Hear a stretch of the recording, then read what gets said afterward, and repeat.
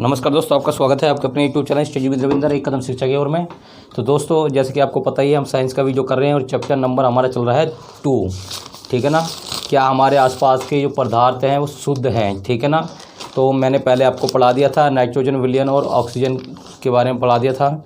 और आज की वीडियो में हम पढ़ेंगे विलयन के गुण के बारे में। ठीक है ना। कल हमने विलयन के ऊपर और विलय के ऊपर चर्चा कर ली थी, तो आज हम पढ़ेंगे आपका विलयन के गुण। देखिए, पहला जो उसका एक गुण होता है तो ये होता है कि विलयन एक समांगी मिश्रण होता है। हम कोई भी विलयन बनाते हैं तो उसके अंदर क्या होता है, जो हमारी चीज़ होती है ना, दो पदार्थ से बनेगा, दो से अधिक से बनेगा, तो उसके अंदर क्या होगा, वो आपस में मिल जाता है, समांगी मिश्रण होता है। तो ये मैंने आपको कल की वीडियो में बता दिया था। आगे देखिए, जो विलयन के कण होते हैं, विलयन के कण, जो विलयन होता है उसका सबसे छोटा जो कण होता है, सबसे आखिरी वाला कण, तो उसका जो व्यास होता है, उसका जो कण का व्यास होता है 1 नैनोमीटर होता है। 1 नैनोमीटर से भी कम होता है। ठीक है ना। तो 1 नैनोमीटर जो होता है वो होता है 10⁻⁹ मीटर। ठीक है। तो ये मीटर में होता है। ठीक है ना। 1 नैनोमीटर बराबर होता है 10⁻⁹ मीटर। ठीक है ना। तो नैनोमीटर व्यास होता है। और देखिए, ये इतने छोटे होते हैं कि हम इन्हें आँखों से नहीं देख सकते। ठीक है ना। ये इतने छोटे होते हैं कि हम इन्हें अपनी आँखों से नहीं देख पाते हैं। ठीक है ना। आगे देखिए, दूसरा गुण क्या है इसमें। देखिए, अपने छोटे आकार के कारण विलयन के जो कण होते हैं वह प्रकाश की जो, देखिए मैं आपको बताता हूँ, एक गिलास लेते हैं, गिलास में पानी लेते हैं, तो जब हम गिलास के में जब पानी भर देंगे तो हम कोई रोशनी जब उस गिलास के माध्यम से गुजारेंगे ना, तो रोशनी हमें दिखाई नहीं देगी कि वो गुजर के जा रही है, क्या हो रहा है। ठीक है ना। तो इसका कारण क्या होता है कि इसके जो छोटे से आकार के जो कण होते हैं, ठीक है ना, बहुत छोटे होते हैं, तो जो आती हुई रोशनी को क्या है, वो फैलाते नहीं हैं। ठीक है ना। तो वो आती हुई जो रोशनी का जो प्रकाश होता है उसको फैलाते नहीं हैं। तो इसी कारण से क्या होता है, हमें उस गिलास से जाता हुआ प्रकाश मार्ग दिखाई नहीं देता है। ठीक है ना। देखिए, कोई बड़ा कण है, रोशनी आई, तो जब रोशनी आएगी तो कण से लग के क्या होगी, वो रोशनी यूँ करके बट जाती है। तो इस तरीके से क्या होता है, हमें दूसरी तरफ रोशनी दिखती है गुजरती हुई। ठीक है ना। हम किसी मोखले में से देखेंगे ना, तो जैसे धूप है और वो दीवार का मोखला है, उसमें मोखला खुला हुआ है। ठीक है ना। तो उसमें से हम जब देखते हैं तो क्या करते हैं, उसमें से हमें अंधेरे कमरे में भी लाइट आती हुई दिखाई देती है और उसमें हमें बहुत सारे धूल के कण दिखाई देते हैं। तो कण इसलिए दिखाई देते हैं क्योंकि जब वो रोशनी आ रही होती है ना, तो उससे टकरा कर रोशनी फैल रही होती है। ठीक है ना। लेकिन विलयन में क्या होता है, विलयन जितने छोटे होते हैं कि जब कोई भी रोशनी उसके माध्यम से गुजारी जाती है तो वो इतने छोटे होते हैं कि उस रोशनी को फैला नहीं पाते हैं। ठीक है ना। इसी कारण से क्या होता है कि विलयन के समांगी मिश्रण में किसी रोशनी को गुजारने पर, किसी प्रकाश को गुजारने पर, तो ये उसको नहीं फैलाता है। ठीक है ना। तो इसका ये है, तो अपने छोटे छोटे आकार के कारण विलयन के कण गुजर रही प्रकाश की किरणों को फैलाते नहीं हैं, इसलिए विलयन में प्रकाश का मार्ग दिखाई नहीं देता। तो आपको समझ में आ गया होगा। देखिए, नेक्स्ट विधि देखेंगे, नेक्स्ट गुण क्या है। देखिए, छानने वाली विधि द्वारा, छानने की विधि आपने देखा हो, गेहूँ आता है घर में, गेहूँ छानते हैं हम लोग, तो छानने की विधि, या चाय पत्ती छानते हैं, तो छानने की विधि द्वारा हम क्या करते हैं, विलय के कणों को विलयन से अलग नहीं कर सकते हैं। ठीक है ना। तो विलयन को शांत छोड़ देने पर भी विलय के कण नीचे नहीं बैठते। तो जो कण जो मिलने वाले होते हैं ना विलयन के अंदर, कोई भी नींबू पानी का एग्जाम्पल ले लीजिए, तो जो विलयन के अंदर जो कण होते हैं मिलने वाले, तो वो क्या होता है, वो कभी नीचे बैठते भी नहीं हैं, वो हमेशा ऊपर ही घूमते रहते हैं।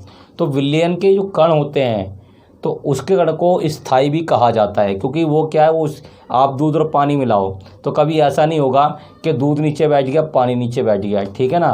तो ऐसा कभी नहीं होता। तो इसलिए वो तो अपनी जगह ऐसी कैसे रहेगा, दूध जैसा था वैसी का वैसी है, कुछ देर बाद देखोगे फिर भी दूध वैसी रहेगा। तो इसका मतलब ये हो गया कि पहले यहाँ पर कण थे विलयन दूध के, तो वो कण वहीं पे ही हैं, 1 घंटे बाद है तो भी वो वहीं थे, क्योंकि दूध हमें बिल्कुल वैसे देखने के लिए मिलेगा। तो इसलिए कहा जाता है विलयन के कण स्थायी होते हैं। ठीक है ना। तो छानने की विधि द्वारा विलय के कणों को विलयन से अलग नहीं किया जा सकता है, और विलय को शांत छोड़ देने पर विलय के कण कभी नीचे नहीं बैठते हैं, इसलिए इस विलयन को स्थायी विलयन कहा जाता है। बात समझ में आ गई होगी। देखिए, नेक्स्ट पढ़ेंगे।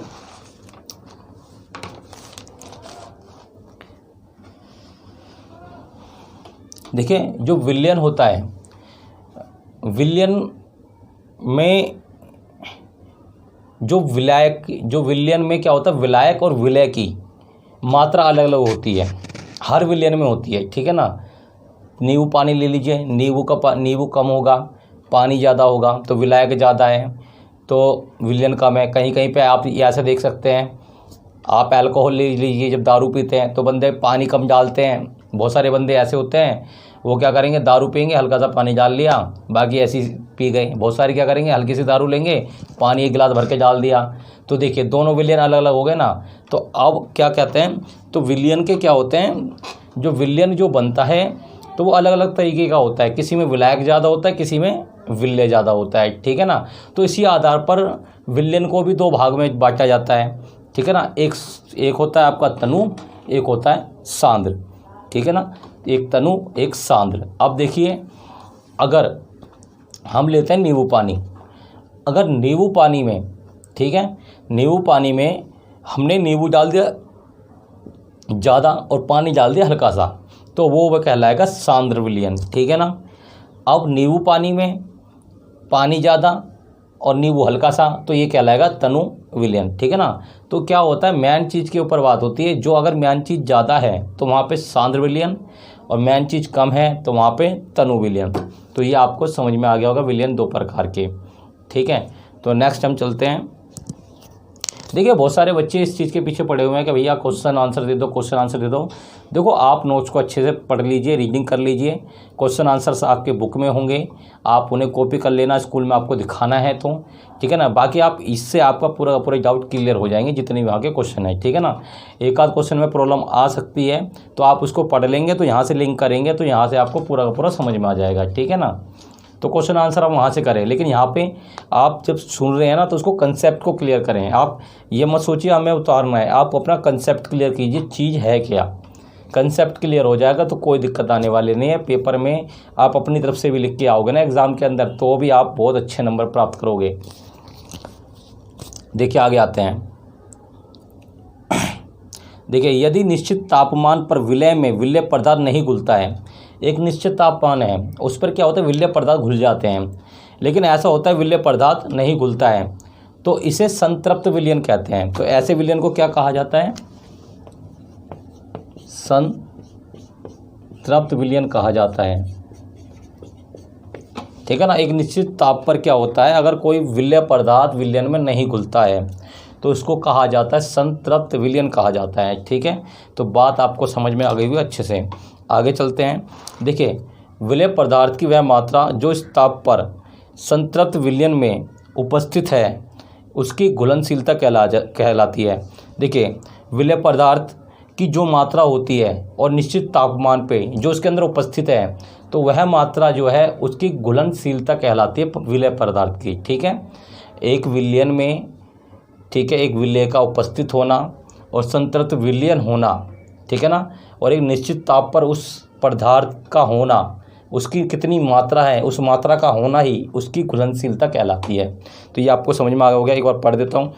विलय पदार्थ की वह मात्रा जो इस ताप पर संतृप्त विलयन में उपस्थित है उसकी घुलनशीलता कहलाती है, ठीक है।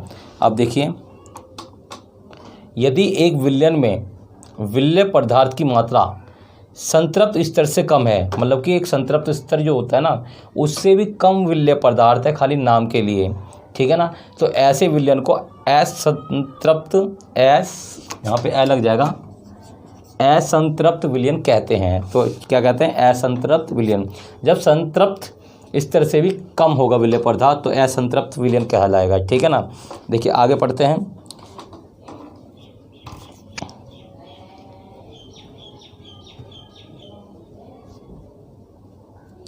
देखिए विलायक की मात्रा में घुले हुए विलय पदार्थ की मात्रा अथवा विलय पदार्थ की मात्रा जो विलयन के किसी दी गई मात्रा अथवा आयतन में उपस्थित हो उसे विलयन की सांद्रता कहते हैं।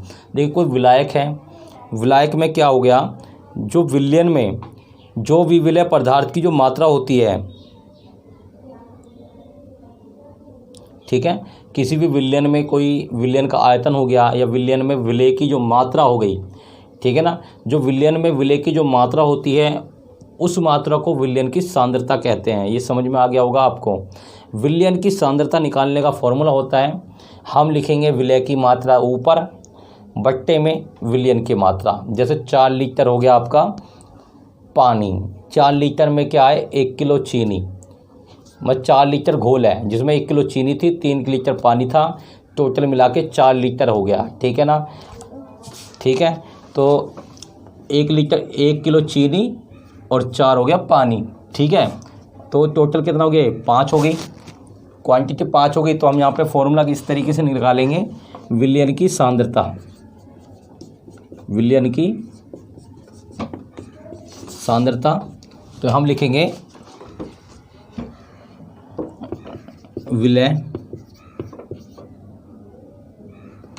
विलय की मात्रा या विलय पदार्थ की मात्रा बराबर